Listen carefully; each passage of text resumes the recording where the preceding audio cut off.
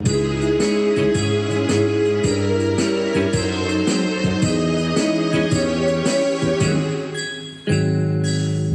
की कहानियाँ, मुरली की कहानियाँ, मुरली की कहानियाँ, मुरली की कहानियाँ। रहमते प्रभु की है खुदा की मेहरबानियाँ, रहमते प्रभु की है खुदा की मेहरबानियाँ। मुरली की कहानियाँ, मुरली की कहानियाँ।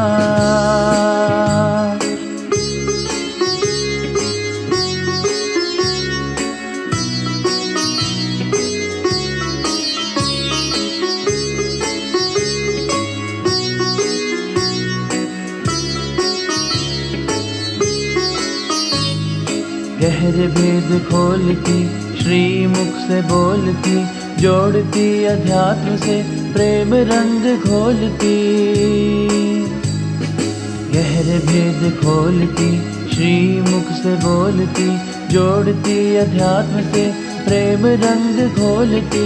सद्गुणों की खानियाँ, ये मुरली की कहानियाँ, मुरली की कहानियाँ, मुरली की कहानियाँ, मुरली की कहानियाँ, मुरली की कहानियाँ।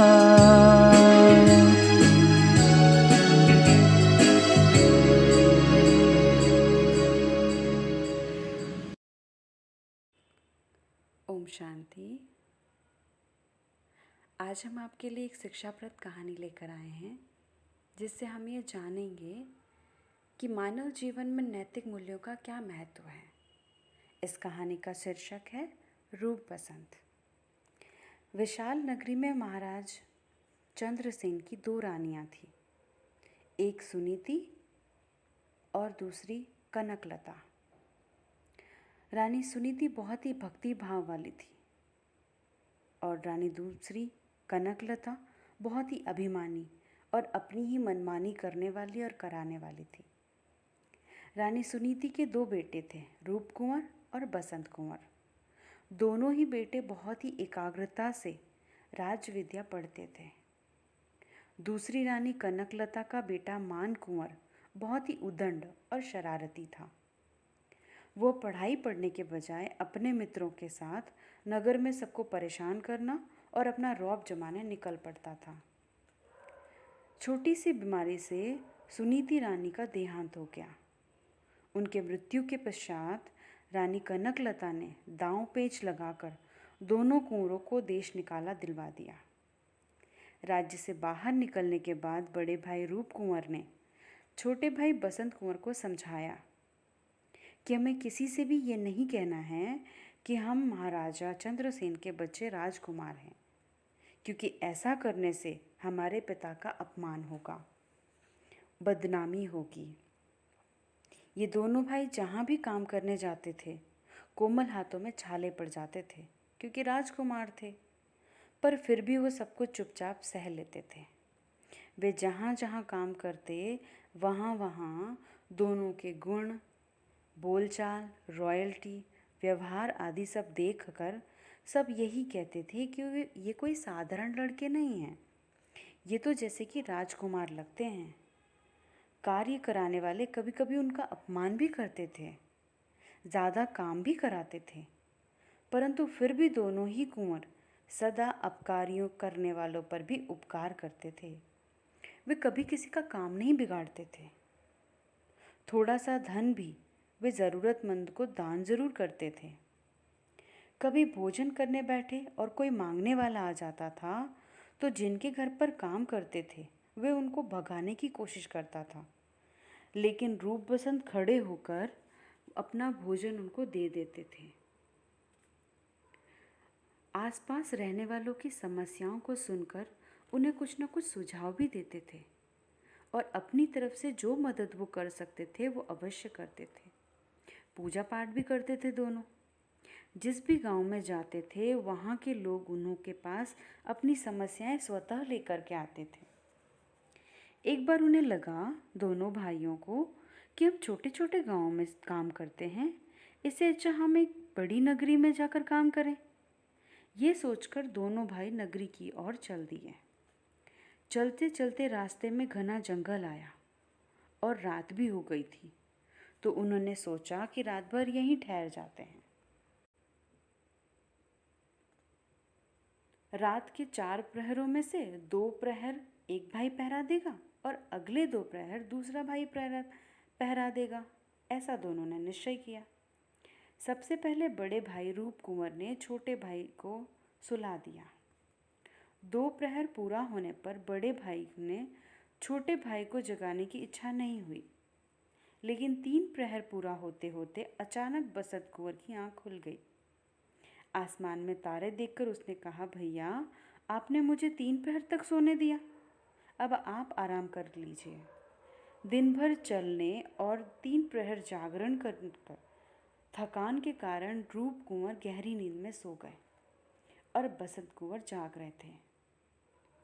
उस समय पेड़ पर तोता मैना आपस में बात कर रहे थे कि इस पेड़ पर 1 साल में एक ही फल पकता है, लेकिन यह फल ऐसा है जो इस फल को तोड़ेगा उसे विशाला नाग डसेगा और जो उसे खाएगा वो सुबह होते ही महाराजा बन जाएगा।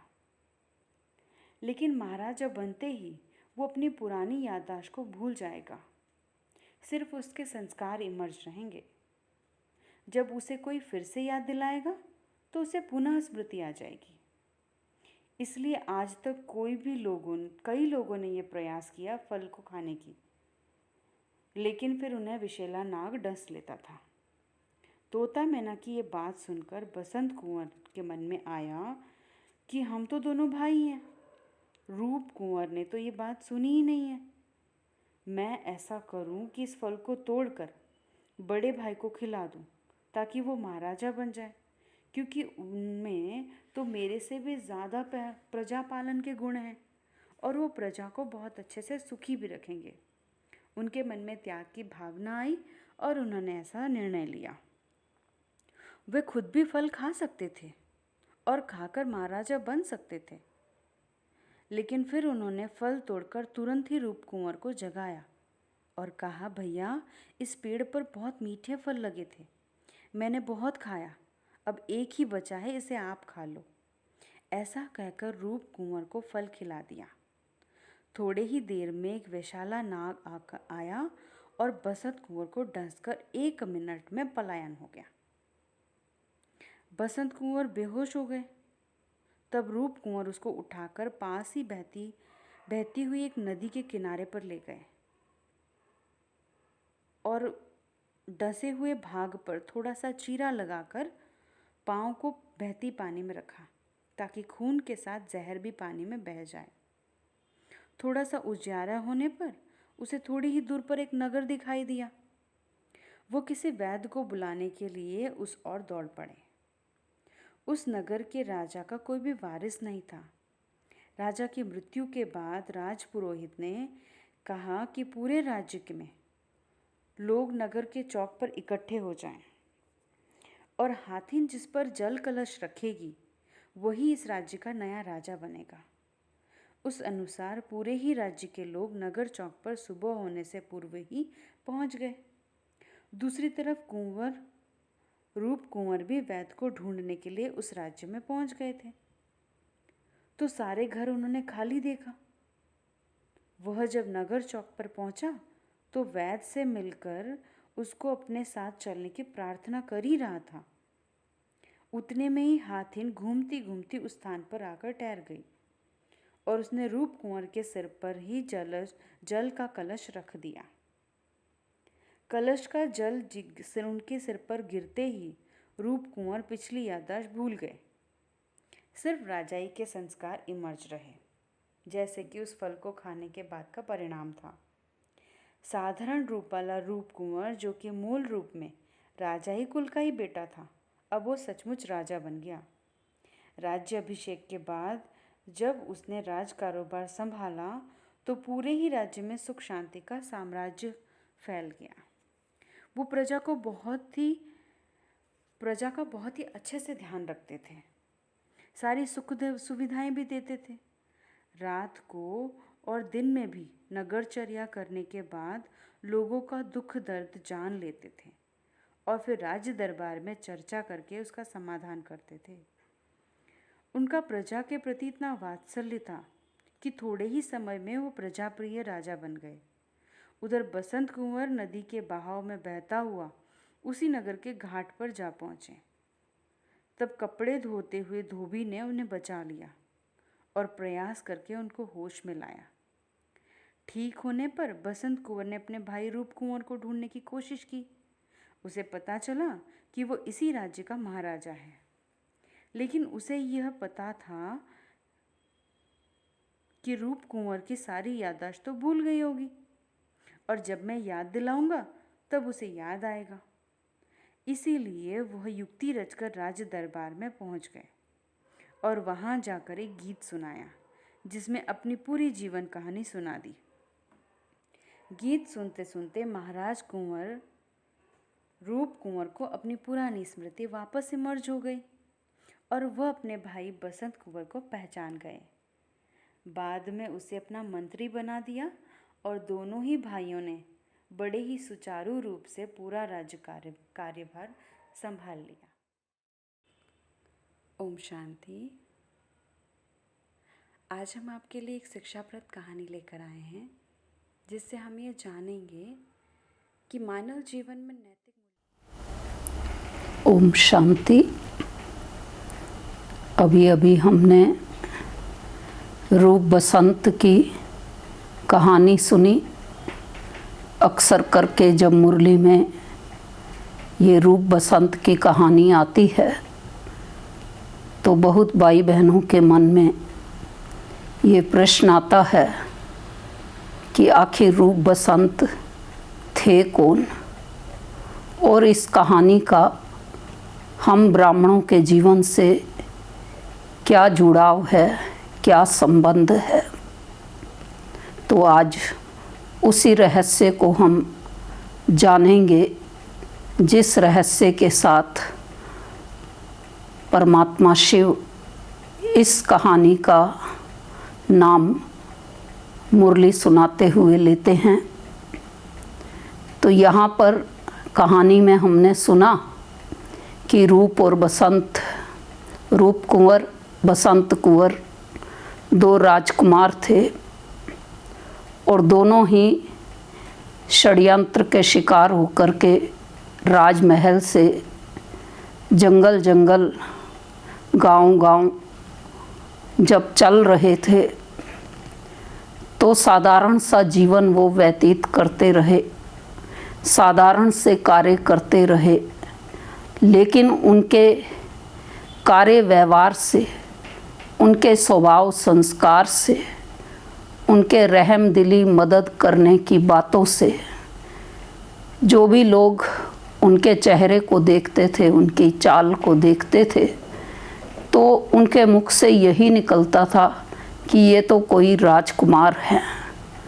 तो वास्तव में वो थे तो राजकुमार ही, लेकिन समय की दशा और दिशा ने उनके साथ ऐसा खेल खेला जो वो साधारणता में आ गए। लेकिन फिर समय जैसे बीतता गया तो कैसे बसंत कुंवर ने अपने त्याग के द्वारा सब बातों को जानने के पश्चात भी युक्ति से रूप कुंवर को महाराजा बना दिया था।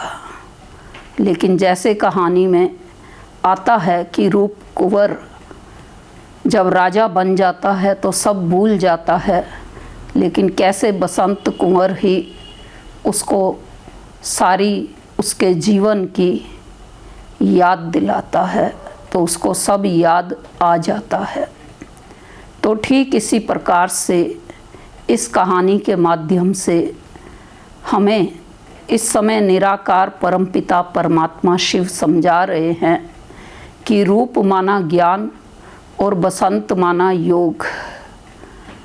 तो बसंत, रूप बसंत हमारे ही नाम हैं, हमारा ही टाइटल है, हम ही भगवान के ज्ञानी योगी बच्चे हैं। हम ही ज्ञान योग के द्वारा जब इस सत्य रहस्य को जान जाते हैं, समझ जाते हैं कि समय चक्र के अंदर पहले पहले हम महाराजा राजा थे, लेकिन सब सुखों को भोगते हुए समय चक्र के अंदर जब समय आया, जन्म मरण में आते आते देह के अभिमान में आ गए, अपने असली स्वरूप को भूल गए, अपने असली गुणों को भूल गए कि हम ही राजा महाराजा थे। और लेकिन फिर भी जो है जन्म मरण में आते आते जब कलयुग के अंत में पहुँचे और समय चक्र में परमात्मा शिव का संगम युग पर दिव्य अवतरण हुआ, और अब फिर से परमात्मा शिव हमको याद दिला रहे हैं कि हम ही सतयुग त्रेता युग में देवता थे, राजा महाराजा थे, और फिर से हमको ही बनना है इस ज्ञान योग की शिक्षा के द्वारा।